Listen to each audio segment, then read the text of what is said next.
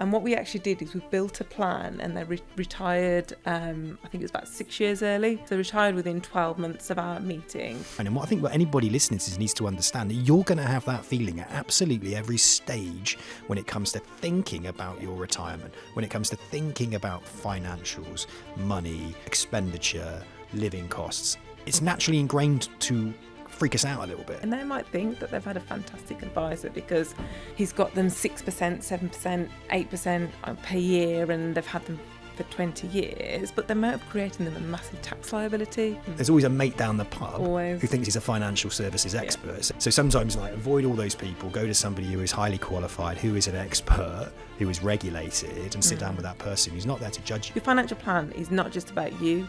It can be for other people as well. We're only here for a very short period of time, and whilst I'm here, I want to enjoy myself. One of the things I tasked them to do was go out every day for 28 days and go and spend. Almost kind of like counselling side of it and fact-finding side of it.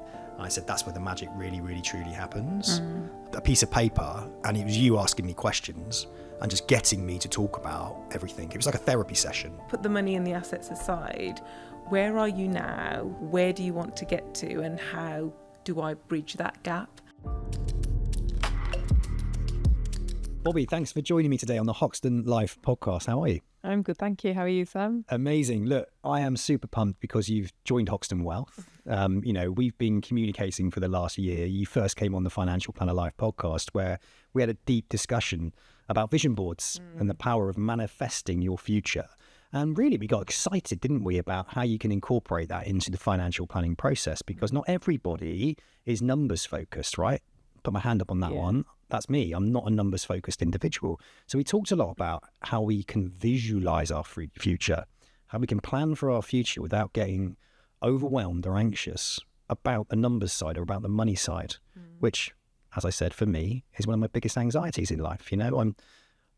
I'm somebody who visualizes my future, and you share that. So you've now worked within financial planning for over 20 years, okay? And you've come on at Hoxton Wealth to add value in a consultative manner. And we're really pleased to have you on board. I certainly am. Yeah.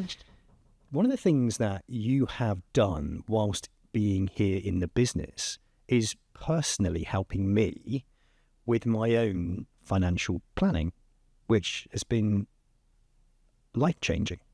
It really has been life-changing. Yeah. And today, what I wanted to do with this podcast episode was to be able to share the process that you went through with me. So if any of our clients are actually listening to this, then hopefully it will give them an insight into what good financial planning looks like and what a discovery meeting looks like. And we can start to throw in things like testimonials, client experiences, my own personal experiences, and why this process that you do is so helpful and why it can help so many other people create financial security and overall financial well-being.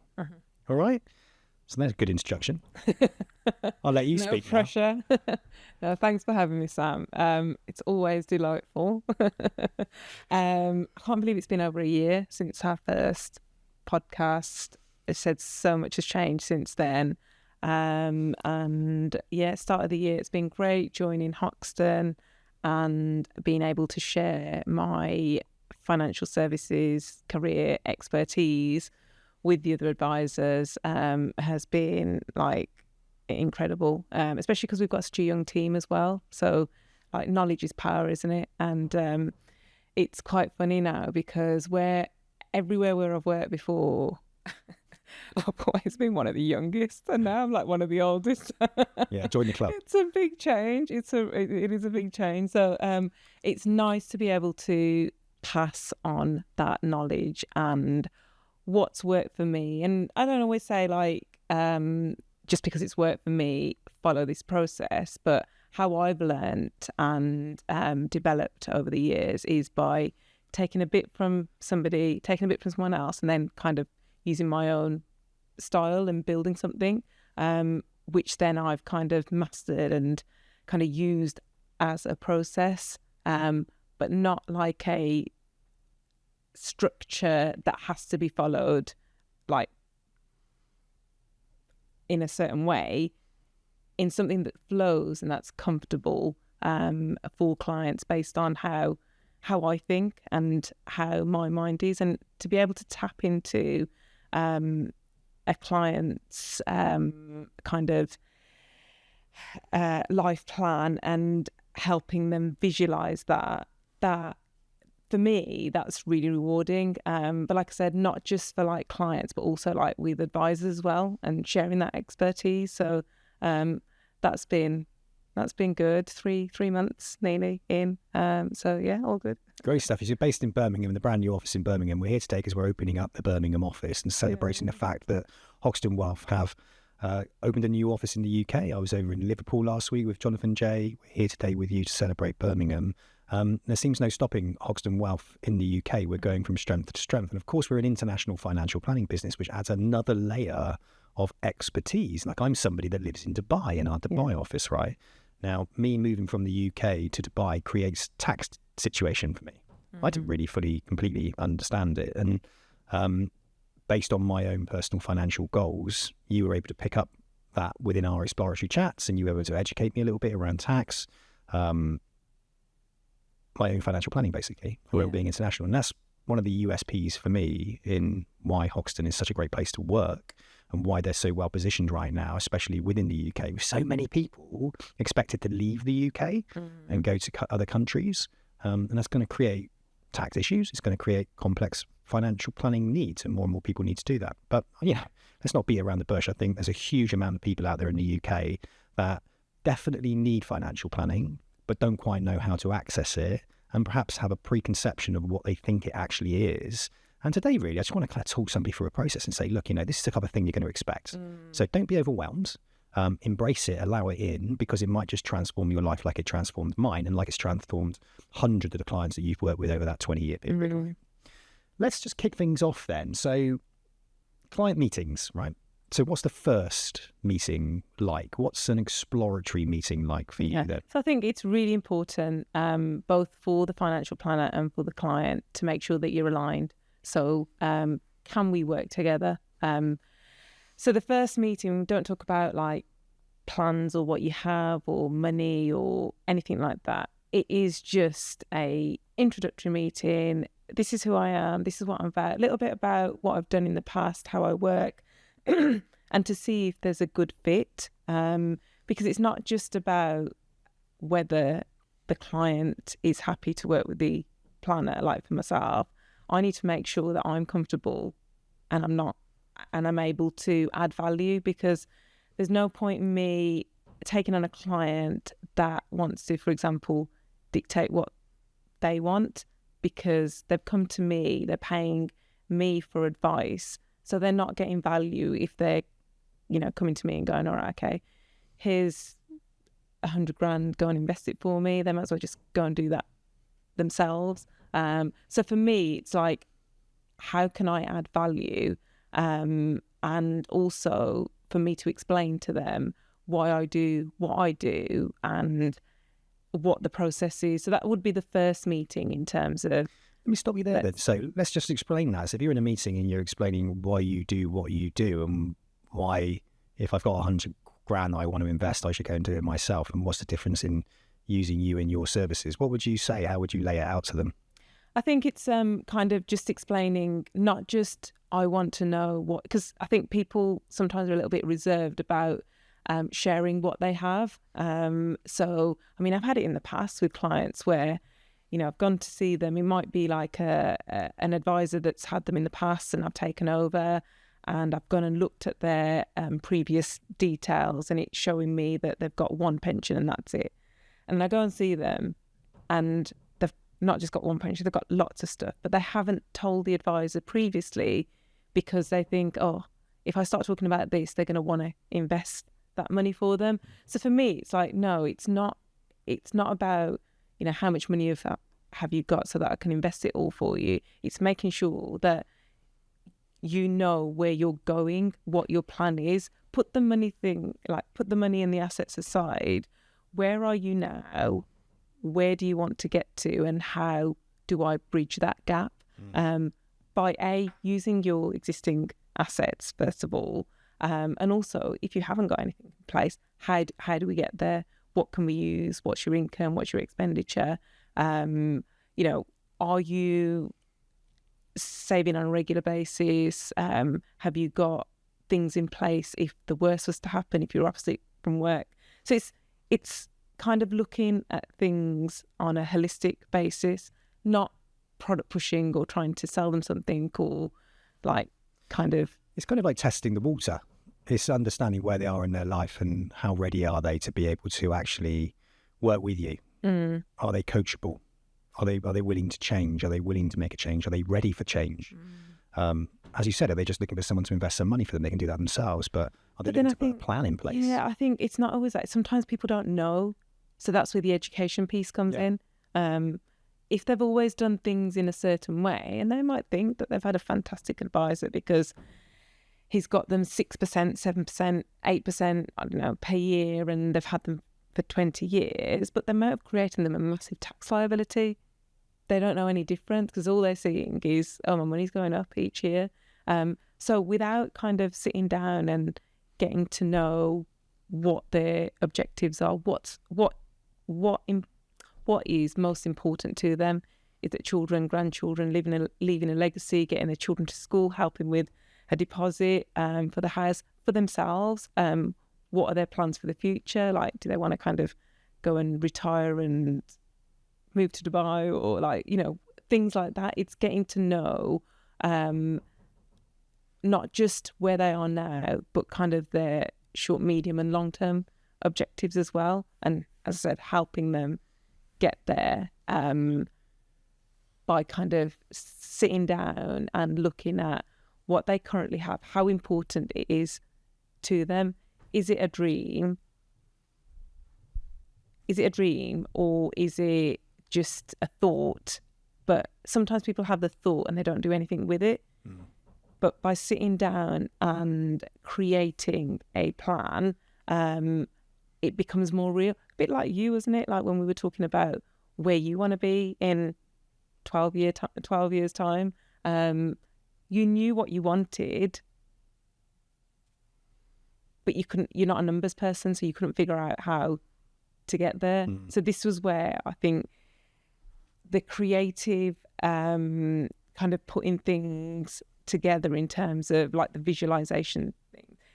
People work differently, but you've got to be able to kind of help a client visualize that. So even like, for example, when I talk about retirement, I'll say, okay, standard question, when are you looking to retire? What does that look like? And they're like, oh, I don't know. Okay, so if you woke up tomorrow and you didn't have to go into work, what would you do? And then it's automatically they're like, oh, they haven't thought about it because they're thinking 10, 15 years to go. So I'll think about it. But if you said to somebody, right, okay, you're retired now, what are you going to do? It gets them to start to think, actually, what would I do? Because a big chunk of your life is at work. So, and this is why I talk about different things, like what do they enjoy doing now? If they had more time, what would they do more of? How many times do they go away on holiday per year? 3-4 times, whatever. Is that something that they'd want to continue in retirement? Yes, no, probably yes, probably want to do more. Okay, so what plans have you put in place to get there? Because if you decide to retire at this age and you've got nothing in place, how are you going to continue to maintain that standard of living? So it is about kind of exploring what their wants and needs and desires and things like that are, and trying to get them into that mode of, right, okay, now, like I said to you, Sam, you're 65, 60. No, actually. Please don't say that. 55. You're 55, you're retiring now, and you've woke up. What's the first thing you can do except for have your coffee? After your coffee? Mate, I want to be walking outside of my house down to a beach. And that sounds very cliche. And sitting on the beach, having a swim in the sea, or working out in my outside gym at my villa in, say, Thailand, for example, before I go and get changed and go along to my next career, which will be running a coffee shop in Thailand. That's how I visualize it. Right? That's what I see, and I close my eyes, and that's what I want from my future. That's my dream. But some people, they don't think about it until much closer to the time, because I just think you're on that like kind of hamster wheel, aren't you? Like you're going, and then before you know it, it's actually, I need to think about it now. One of the things you did really well was to challenge my beliefs. So in that initial exploratory chat, I felt I didn't want to kind of articulate my dream without a way to get there. But the way to get there, I didn't know. I didn't understand. Yeah. Because when I close my eyes and I visualize something, I see that so clearly. I'm confident I will get there. Yeah. But when I close my eyes and I visualize how much money I'm going to need or how I'm going to get there, it's as if my mind gets jumbled and numbers start moving all around. And I can't work out. There is no financial plan to get there, right? And that was the bit that I always said to myself was, I don't know how to do it. Yeah. I can't do it. My brain doesn't think that way. I'm dyslexic with numbers. There are all these things that I was putting around me that was blocking me off from even looking at that, even writing it down, even engaging with a financial planner. There was an element with me as well, and I wonder if anyone's listening to this when they're thinking about using a financial planner, where they almost feel slightly ashamed that I'm 43 years old and I don't have a financial plan. You know, but I've spent 16 years building a business. You know, I spent 16 years building a recruitment business. Now, when you're in your throes as an entrepreneur, you are in your business. Yeah, and you think your business is going to be the thing that's going to give you an income later on, even though I haven't worked out how that was. And actually, the reality was, after 16 years, I sold my recruitment business and I didn't have enough money. And I walked away and I was like, oh, shit. You know, it really got me thinking. And I was like, oh, no. And it really affected me. But it was at that point as well, I had to then go, right, I need a plan. But then it's better that you did it then and not in another 15 years' time. 100%. Is it? Yeah. So you having that realisation moment then and going, actually, what I've been working on for the last 16 years, like this thing, it's made you think about the next 15 years, hasn't it? Massively. I think that's the key thing here is like, you know, we have these ideas in our head, these beliefs that we create, these money stories that we feel that we don't know what we're doing, or we're slightly ashamed and we should be further ahead, and we compare ourselves to others. And that was where I was living massively. But I think when we sat down and we had that there was no numbers in the exploratory chat.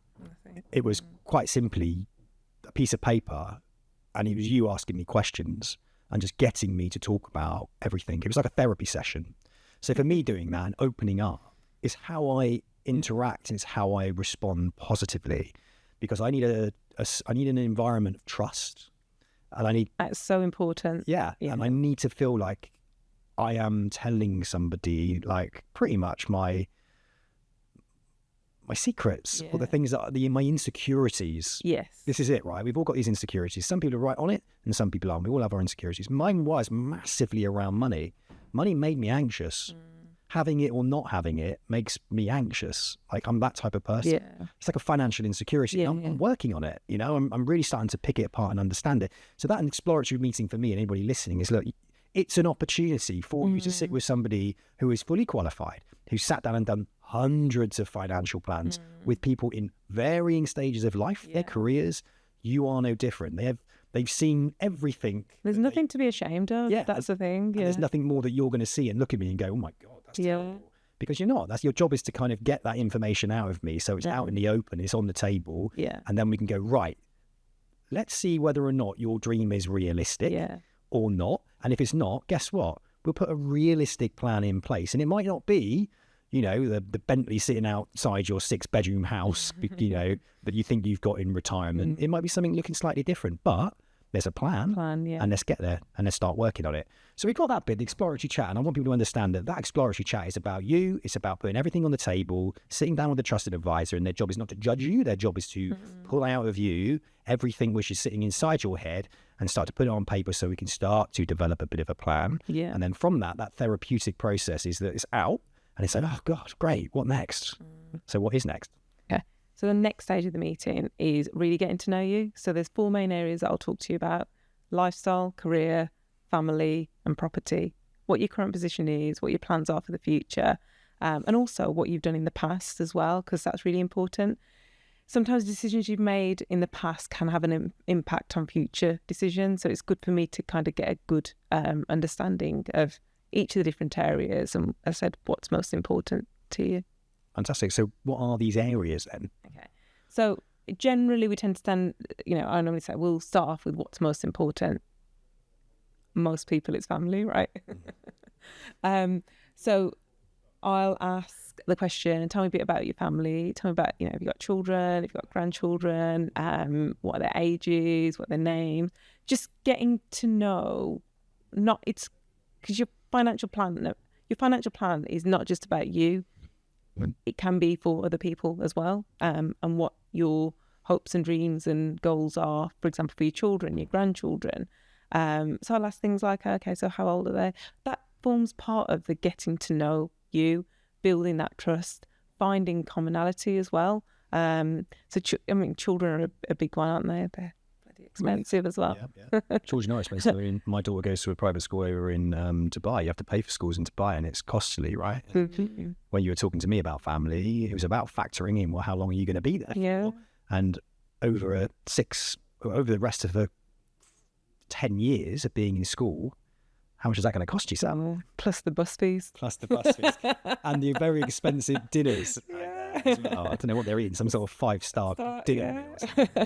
So it's things like that. So getting to know, what are the kids wanting to go to university? Are they looking to help the children with university fees? Have they got older children? Are they married? They're not married? Are they, looking to put some money aside to help them with a deposit? So it's those kind of things that I talk about family, but also things like the other side to it as well. So, parents, are they still alive? And, any other dependents, because they may have parents that are not financially dependent, but they may be dependent on them in other kind of ways, especially if they're elderly. Because again, if they've got other things going on, like caring for a parent or an elderly relative, then that can have an impact on their plans as well. Have they received any inheritances recently? It all forms part of the bigger picture in terms of things like what their end goal is. Yeah, I love that. No, brilliant. It's definitely an area that we went into, and I do think about my family a lot. I think about the future. We talked about Isabella and how I would like to be able to help her in her life. I only have one girl. I don't have any more children. One's enough. One's enough. One as well. But I don't know whether or not it's a daddy-daughter thing. I don't know. But I feel like I want to build wealth to also pass wealth on to my daughter and to not just let her waste it or squander it. I want to be able to create wealth that can help her achieve her goals as well, right? And live a purposeful life and not just chase money, but have a level of financial security. Isn't it? Yeah. I think for me, like, one of the biggest things, this goes back to our exploratory chat, and for me, this is why it was so important. It was like uncover and discover. You were discovering lots of insecurities that were probably more to do with myself and my upbringing and my relationship with money, but then it was projecting onto my family, and then how it was then affecting my family or my view of the future and what part they had in it. So it was quite interesting to delve into the family side. And again, look, it's all about being honest. It's about bringing it out into the light, right? You can keep it in the dark or you can bring it out into the light. But the more I brought it out into the light, the more you knew about me, and the more I felt like I was coming towards a solution around it. Now, you've got family. You touched on that one. There's 4 key areas that you touched on with me. The next one, I think, was lifestyle. Yeah. So tell us a little bit about lifestyle. Yeah, so family lifestyle is like when they're, for example, are they retired? Are they working? When they're not at work, what do they enjoy doing? How often do they go away on holiday? What's important to them? Like, if they're looking to retire, what do they plan to do? Do they plan to continue to maintain that current standard of living? For example, if they go away 3-4 times a year, they've got more time now. What does that look like? Or have they got a bucket list?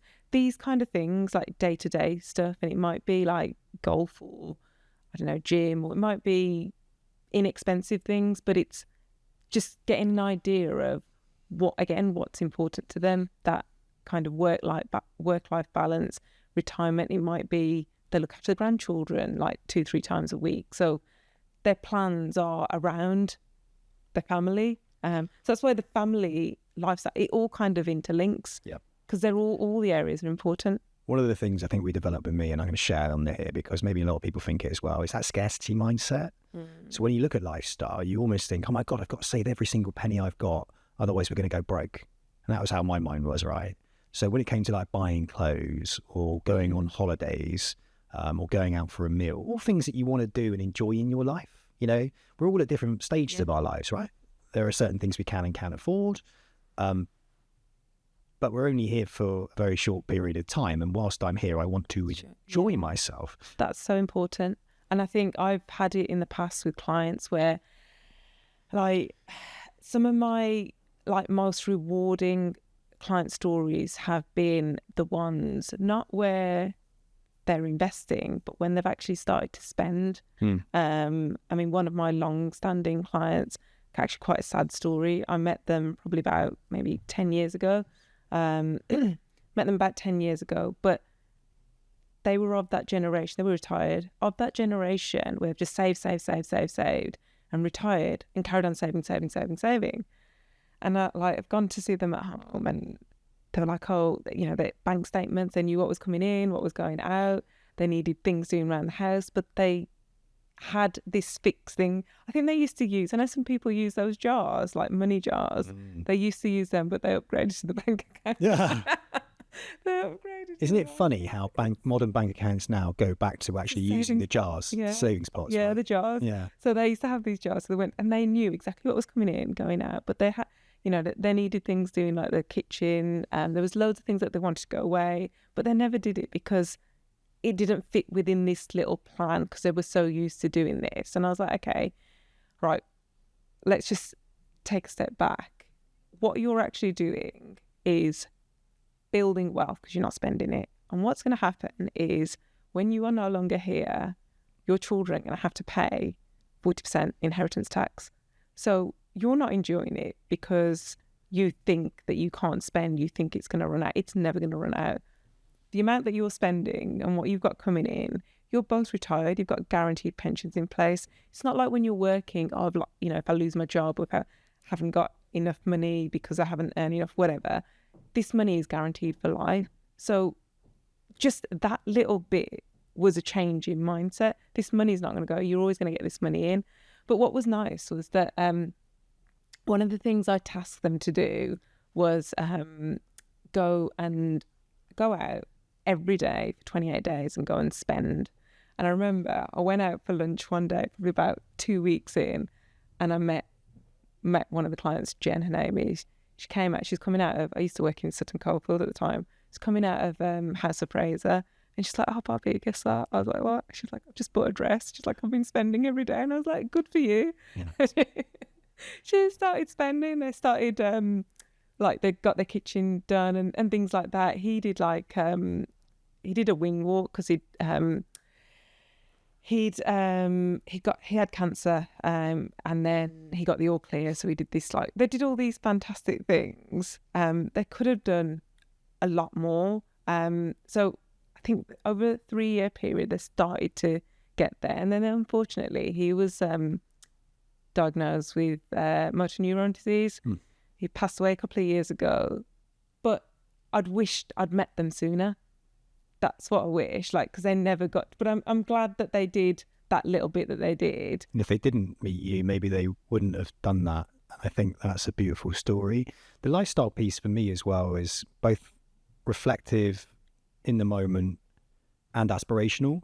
So when you think about lifestyle, you think about, well, what lifestyle do you want to lead when you are living on that beach, Sam, in Thailand with your cafe and whatnot. Matcha tea. Yeah, a matcha tea cafe, you know, like how much is that going to cost you, do you think? What sort of lifestyle are you going to want to be living over the years? How do you think it's going to look? And it got me kind of thinking about that as well. But it also got me thinking about the lifestyle I lead now.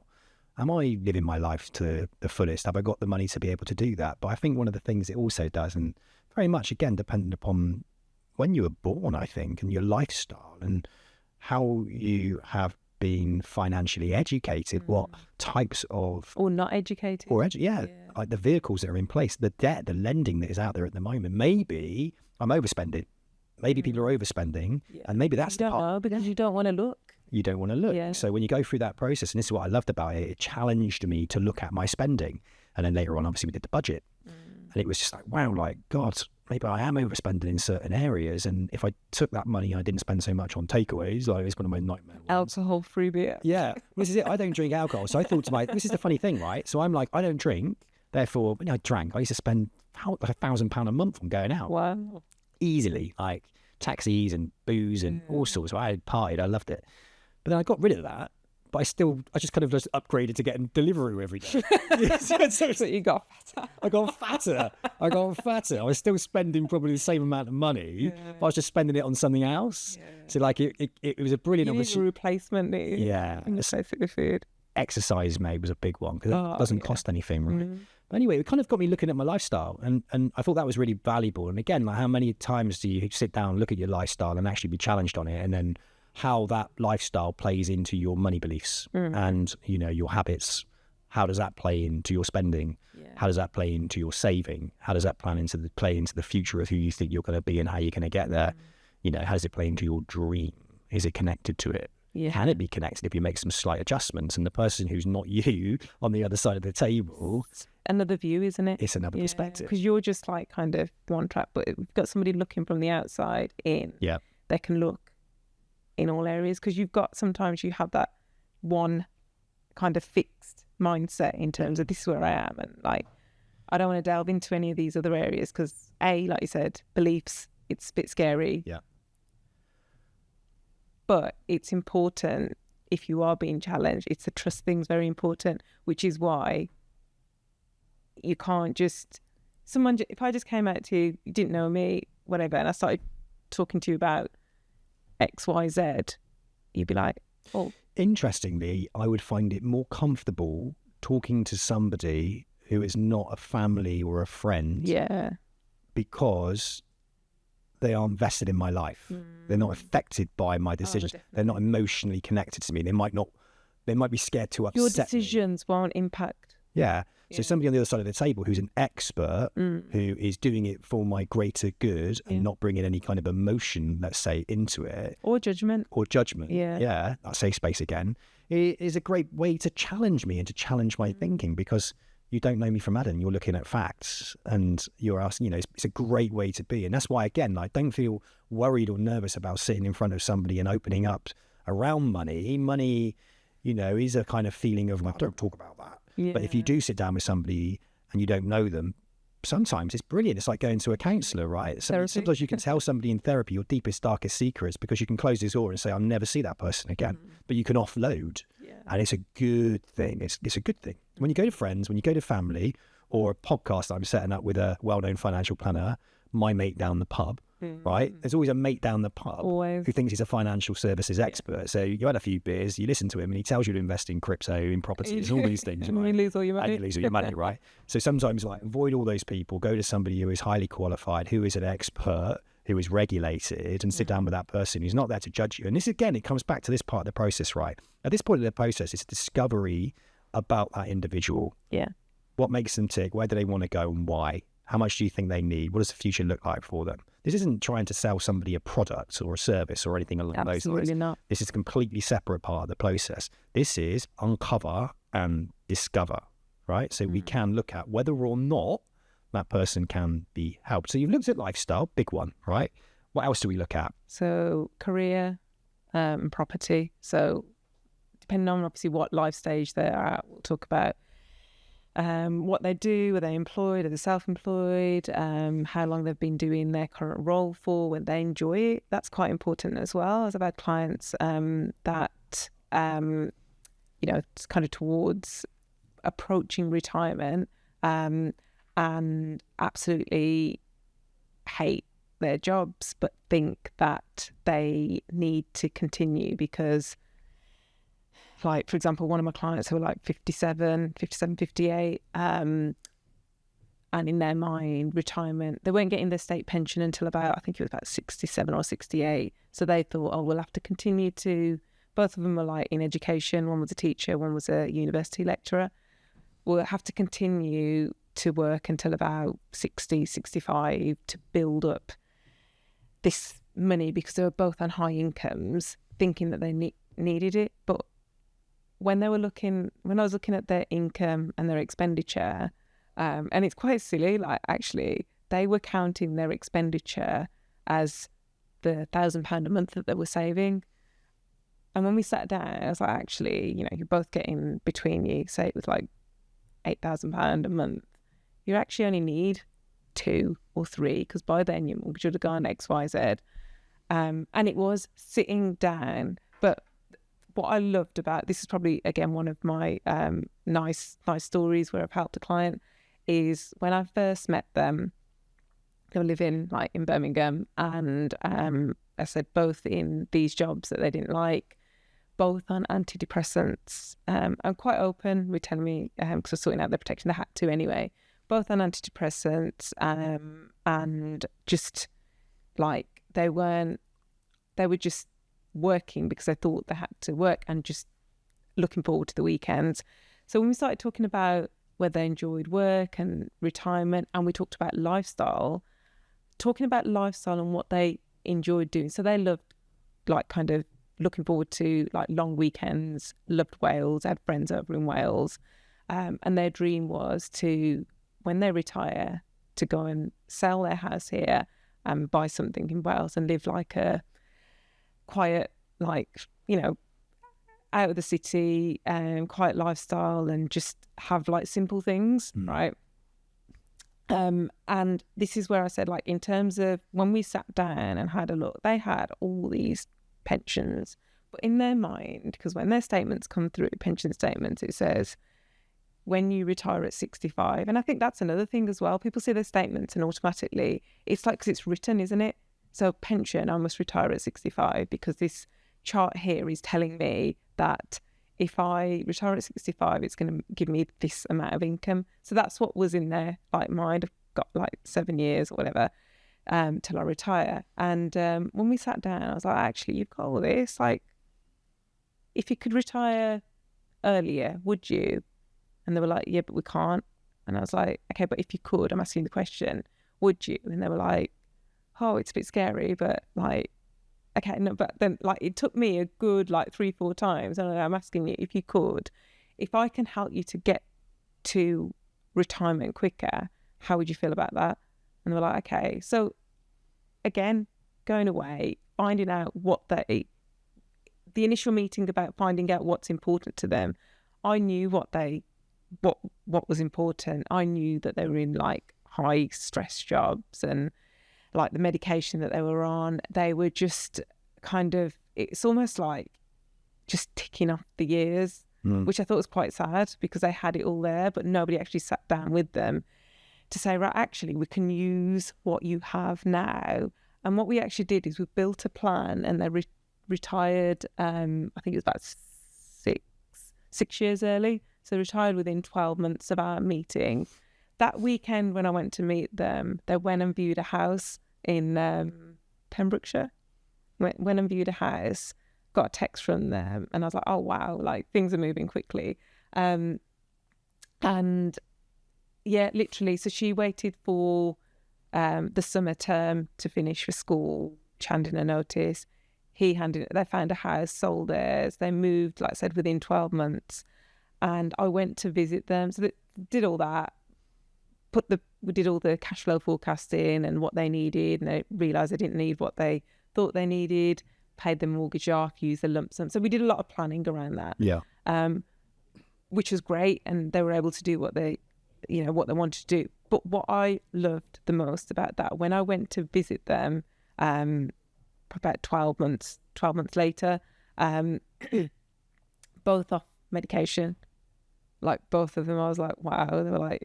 They were like, what were they doing? They had like chickens.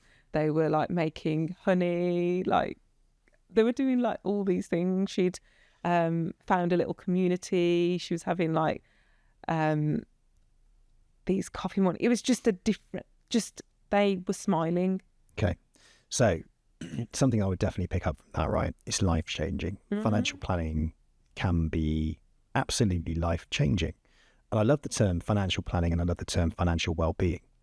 Having that sit down with somebody who is fully qualified, somebody that has had tons of conversations, built plans left, right and centre for everybody at any stage of their life, you physically can change their well-being they're on antidepressants, anti-anxiety medication, ticking off the days, basically ticking off the most valuable thing that they have in existence, which is time. Yeah. Ticking it off in this idea that they're ticking down to a day that they're going to do what they want to do. It wasn't even like ticking it down and feeling happy about that day. It was almost kind of like, I can't get there yet. And you made that a reality 6 years sooner, and that direct impact that they had on their mental health, their mental well-being was massive. The community that they started to build, the connections that they started to make, that would never have happened if they didn't sat down and start to uncover and discover their beliefs and their ideas. And even when you said, if you could retire really, could you? It freaked them out. And that is a natural response, and that's absolutely fine. And what I think what anybody listening to this needs to understand, that you're going to have that feeling at absolutely every stage when it comes to thinking about your retirement, when it comes to thinking about financials, money, expenditure, living costs. It's naturally ingrained to freak us out a little bit, right? It's that insecurity, it's that security that's going, which is why, again, when you sit down with somebody and they can just put it all on the table and say, look, I'm going to look at this completely differently. I'm going to look at this with my financial planner hat on, not an emotional hat on, not inside your head. I'm going to make a plan that's going to change your life. Do you trust me? I love that. Yeah, I'm going to create a financial plan that's going to change your life. And that's what it is life-changing. It really is, yeah. So we've gone through the fact that we've got these different, got family, career, lifestyle, property. So again, we in terms of property, where they live now, how long have they lived there, what are their plans? Are they plan to downsize, upsize, move areas, any home improvements, things like that, just to get an idea of kind of what their kind of, even like how long have you lived there? Where did you live before? Have they kind of moved counties, moved countries? Like, just, it gives you an idea of like, are these people going to stay in this place forever? What are their objectives and plans? And like, kind of, how can they use their existing assets to help build that plan? So it'd be things like, have you got a mortgage? Have you got other properties? Have you inherited any properties? Things like that. I want to bring my experience when we spoke into this, because I've got property in the UK. I'm living in Dubai. I'm renting in Dubai. Rent is really high. I've got this vision of me owning a property in Southeast Asia. We'll get into the property laws around that and ownership at another time, because I've been looking into that. I need to come back to you on that.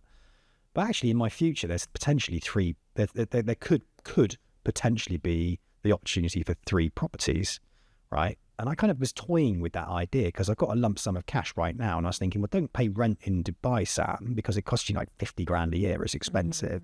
Why not get a mortgage and have a property in Dubai, have a property in the UK, which I'm renting out at the moment, and then perhaps start looking towards the property in Southeast Asia. Can you bring that further forward? What can you do about that?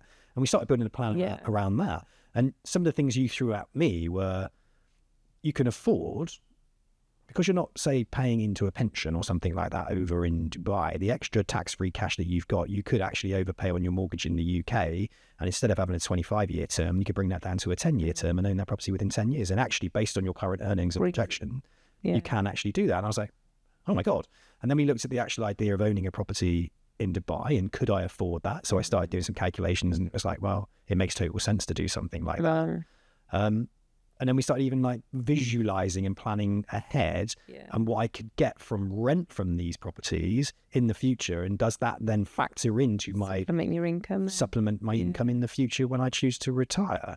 And that was like really eye-opening for me, because again, right, that freaks me out. I don't know the ins and outs of it all. I'm not a numbers man, But before our chat, like, in terms of your views and your perception around financial planners,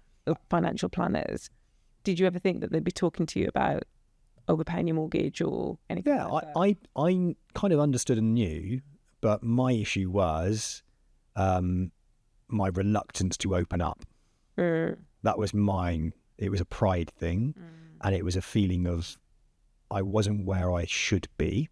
I fully understand what financial planners do, so I should hope I do, after 16 years of working with them and having a podcast for 5 years and asking them about their careers. In terms of I'm not talking about just you, but in terms of, say, clients, would they be generally, I think people think that financial planners are there because they want you to invest money. Correct. They don't care about the other side. They don't care. Everybody. It's the added value. And I think every time I ask somebody, what do you think a financial planner does? Tells me where to put my money. Yeah. Tells me where to invest my money. Yeah. There's never this, when I turn around and go, actually, there's more to it. And I talk about the uncover, discover, the actual, almost kind of like counselling side of it and fact-finding side of it. I said that's where the magic really, really, truly happens. The plan follows. The financial plan follows, but it's actually the therapeutic uncover and discover element of it that you probably don't understand. And I always say, look, it's financial well-being. If you're feeling depressed or you're feeling anxious about something, right, you would go and sit there and talk to a counsellor. Now, you might even sit there and talk to that counsellor about how depressed and anxious you are about money. Or go and speak to somebody that understands money and can clarify your feelings. Are they real or are they false evidence appearing real? So those are the 4 key areas that we went through, right? Okay, great. So we walked away from there feeling like, wow, God, that person absolutely knows me. And even at that point as well, you're gradually building a plan, you're building a picture, and you're breaking down barriers, and you're making things like, well, actually, that thing you just said that you can't do, you can't. It's giving you options, isn't it? Yeah. So I'm getting these little wins as I was going, like, oh, that's not as big a problem as I thought. So I can do something like that, can I? And then do you know what that does to me when I was in it? It spurs me on to be more open. Yeah, but you were more comfortable as we got a lot. Yeah. Definitely. It's a journey. Yeah, definitely. As the journey went on, I felt more and more comfortable. And that's the bit I suppose I want people to understand, from the initial kind of not knowing what's going to happen to actually going through the process. You become more open and you get positive feedback as you're going through. So that feedback loop is working really, really well. Now, great, we sat there, we planned everything, we did everything, right? And we looked at it all, and you looked at it and you really understood. And I was really excited. And at that point, I'm thinking to myself, how am I going to get there? So what's next? So then what we do is, like I said, we look at your existing, well, what I did was I looked at your existing assets, how we can use those to get you to where you need to get to. So one of the most important areas of financial planning, everybody looks at growing your money and building your wealth and things like that. But everything that you do is underpinned by your ability to continue to receive an income if your income stopped tomorrow. So the most important piece of financial planning is the foundation. Laying the foundation is the protection side. So when we looked at the different areas, we looked at what plans have you currently got in place? If anything, if the worst was to happen, things like that, mortgages, investments, pensions, property, will, your short, medium and long-term needs as well. So once we've had that kind of discovery meeting and looking at what your goals and objectives are, we look at your overall, holistically in terms of the different areas. So things like what plans you have in place for your protection, debt repayment, mortgages, pension plans, investment savings, have you got a will in place, your short, medium and long-term needs as well, planned expenditure, all those kind of things we look at to see with your existing assets, what from those assets there, what can be used to help you to get to where you need to get to and your plan.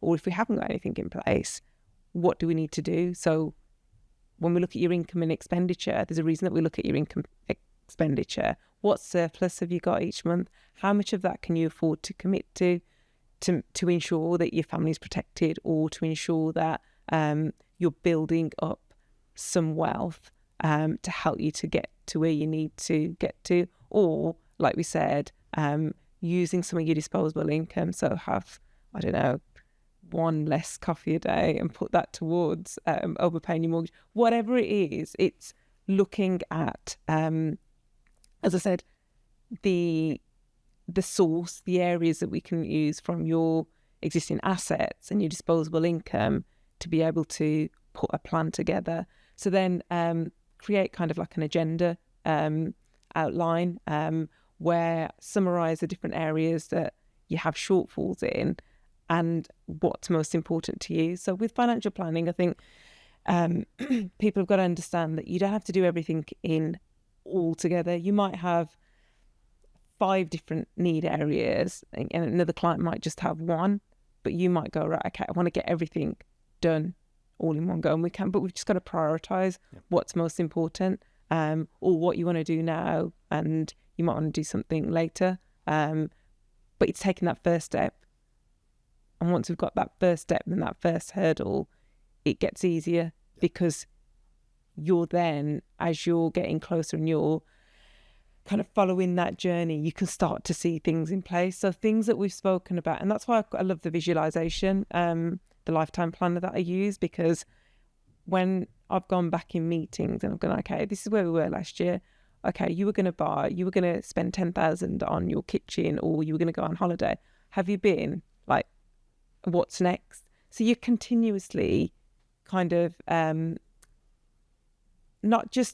it's not just about doing a plan and that's it. You stick to, things can change, life can change. It can be like curveballs that come along the way, which is why it's important, not just what you said in terms of feeling comfortable initially and putting a plan. Whoever you choose to be your financial planner is going to be part of your life for a long time. So it's important to be able to feel comfortable that you can share all this. And as I said, if things are not going the way that you had planned, what alternatives can we look at as well? So for me, massively important is the person I work with, I trust, right? Mm-hmm. And that I can be honest with. And if something comes up in a life event, I can run it by you and you can reassess my plan. So the key thing here today was really, I want to really, what to expect, right, when you sit down with a financial planner, right? From it's more than that, isn't it? Sorry, your financial planner is more than a financial planner. Yeah. They're your go-to person. Exactly. Any decisions financially, sometimes even personal decisions. I have clients that ring me up, but it is because of that foundation and that trust. You've got to have that trust in place for a client to be able to come to you. And it works both ways, right? You need that. You need to be, this is why the meeting is so important to you as a financial planner. Is like, can I work with this person? Are they coachable? Are they willing to listen to my advice?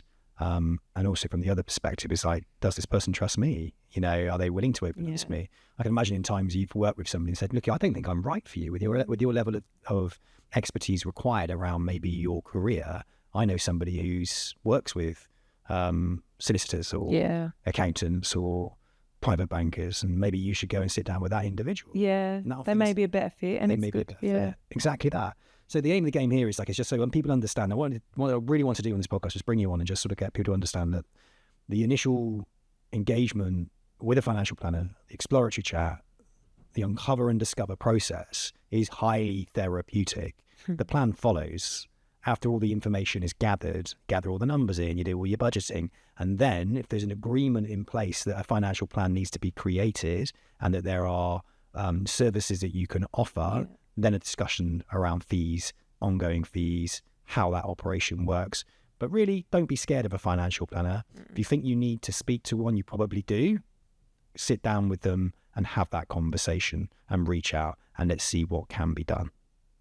Definitely. I think people as well, they think that they have to have loads of money to speak to a financial planner, but they've got to start somewhere. You've got, I have clients that have got high disposable incomes, but because they don't know what to do, they think they've got to build this wealth up before they start speaking to a financial planner. That's not the case. And like what you said as well, when you stop spending £1,000 a month on, what's it? Deliveroo. No, what was it before? Oh, and drinking, going out. Yeah, booze. So when you stop drinking, you replace it with Deliveroo. Yeah, I did. But if you'd had a financial planner in place, I probably would have said, stick that in your ISA. Or put it in a plan. But that's what it is, isn't it? It's like having a sounding board. Yeah, 100%. Exactly. Someone to check in with and somebody to hold you accountable. You know, you go to a PC to try and lose weight, right? And they hold you accountable. Yes, exactly. It is that accountability. Yeah. It's as simple as that. That's how people got to look at it. You know, I think that's a really good analogy, PT. It is. Well, when you know you're paying like 50 quid a session you're not going to order Deliveroo. Correct. 100%. You know, and you've got to check in. So Yeah. in a PT, you might check in with like, well, what's your weight that week? How many workouts have you done? What's your active calories that you burn? How many miles have you ran? But it's also like valuing yourself, investing in yourself. Like if you can't invest in yourself, like The PT analogy for me when it comes to financial, this is why I like the term financial wellness coach, or a financial planner should be part of your overall wellness strategy. And if you lean into somebody as a PT, you don't have to spend an absolute fortune on a PT, right? There are different ways to do it. It's the same with money. You know, you've got PT, you've got somebody who's an expert maybe on nutrition, you've got somebody who's an expert on money, you've got somebody who's an expert on property, whatever it is that you want to. And you might have an area of your life where you want to become an artist or something, or you want to be a great dancer, or you want to be better at paddle or whatever. You'd lean into those specific people to get that help and support and guidance, right? And that's all it is when it comes to money. You know, lean into a financial planner. They're an expert. Don't be scared of it. Don't be embarrassed about it. It's just another area that they can add value in your life. And guess what? Once that pillar of well-being is in place and is strong, then those other well-being pillars in your life will start to get stronger as well. And it's about that balance, isn't it? And why I left it so long. You were in the business, weren't you? I was in the business. I was in, and my story was I was an entrepreneur, and I genuinely head down, and I still do now. I still with my financial planner life. I still think my solution is to work myself to millions and millions of pounds. And that's how my mind works. It's like, well, if I'm going to do it, I'm all in, and I'm going to do it all in over there. And you're not making the most of your, like, being in the moment. Exactly. And what I'll end on is this. Having that mindset that all you're going to do is make your millions one day, right? You still carry every single day financial insecurity of not hitting that figure which you think you need, which in my head sometimes is like 5 million quid. Which is crazy, right? It's gone up from the last time we spoke. Yeah, exactly. Which I don't need that, by the way. It's just an example. But all that does is put pressure upon yourself, high expectations on yourself, right? When actually when you sit down and you work out a plan and you think, well, actually, I don't need as much as I think I do. And there is a different way of actually achieving that money, not just through building a business and selling it. All of a sudden you are educating yourself that the plan you had might be wrong. And if you follow a different path, it might have a positive impact on your financial well-being today. And that's what I love about the investing side, which is now what I'm moving into. It's like, wow, like compounding and all of that, it's like, it's impressive really. And when you look at the opportunities that are around pensions, are people taking full advantage of the opportunities that are in them? Do they fully understand what investing is and how if you put a little bit away, it's all built up, doesn't it? It all builds up. 100%. It's taking that first step. Bobby, thank you so much for your time today. Really, really appreciate you. I really appreciate the service that you've given me. And I really appreciate that you're part of the team here at Hoxton Wealth. And thanks for sharing your Hoxton life. Thank you.